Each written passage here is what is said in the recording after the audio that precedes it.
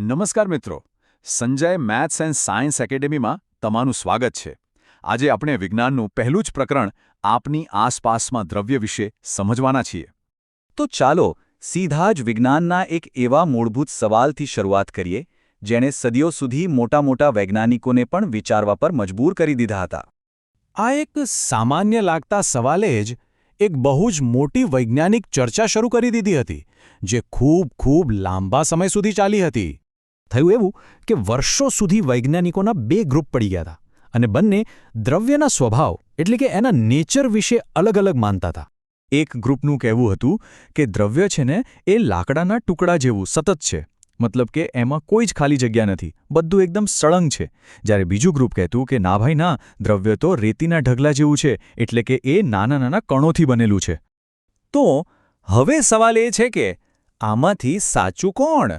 શું દ્રવ્ય લાકડા જેવું સળંગ છે કે પછી રેતીના દાણા જેવું કણોનું બનેલું છે? આ મોટા રહસ્યનો જવાબ છે ને એક સાવ જ સહેલા પ્રયોગમાં છુપાયેલો છે. ચાલો આપણે સાથે મળીને એક મજાની પ્રવૃત્તિ કરીએ. આપણા પાઠ્યપુસ્તકમાં આપેલી આ નાનકડી પ્રવૃત્તિ જ આ આખી ચર્ચાનો અંત લાવી દેશે. કરવાનું શું છે? બહુ સહેલું છે. એક 100 મિલીનું બીકર લો અને તેને પાણીથી અડધું ભરી દો. પછી પાણી જ્યાં સુધી છે ત્યાં એક નિશાન કરી લો. બસ હવે એમાં 1 ચમચી ખાંડ નાખીને બરાબર હલાવીને ઓગાળી દો. ખાંડ તો ઓગળી ગઈ, પણ હવે આવે છે અસલી સવાલ. પેલી ખાંડ ગઈ ક્યાં? અને બીજો સવાલ, આપણે જે પાણીનું લેવલ માર્ક કર્યું હતું એનું શું થયું? શું એ બદલાયું?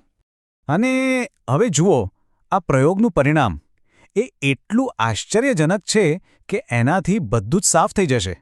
પેલી બધી જ ચર્ચાનો જવાબ મળી જશે.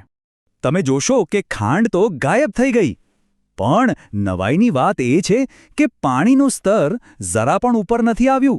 એ જ્યાં હતું ત્યાંનું ત્યાં જ છે. હવે જરા વિચારો, આવું કઈ રીતે બને? જો પાણી લાકડાના ટુકડાની જેમ સતત હોત, મતલબ કે એમાં જરા પણ જગ્યા જ ન હોત, તો ખાંડ નાખવાથી પાણીનું લેવલ ઉપર આવવું જ જોઈતું હતું, ખરું ને?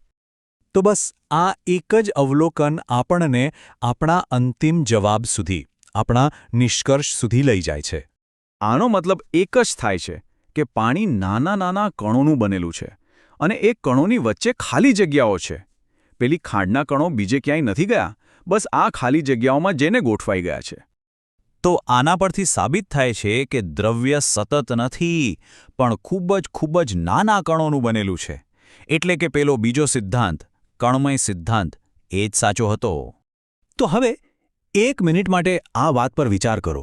આનો મતલબ એ થયો કે આપણે જે પાણી પીએ છીએ એ પણ અસંખ્ય નાના કણોનું બનેલું છે, જેની વચ્ચે ખાલી જગ્યાઓ છે. કેટલું રસપ્રદ છે નહીં?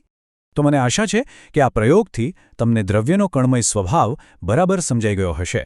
જો આ માહિતી તમને ગમી હોય તો સંજય મેથ્સ એન્ડ સાયન્સ એકેડેમીને સપોર્ટ કરવા માટે લાઇક, શેર અને સબસ્ક્રાઇબ જરૂરથી કરજો.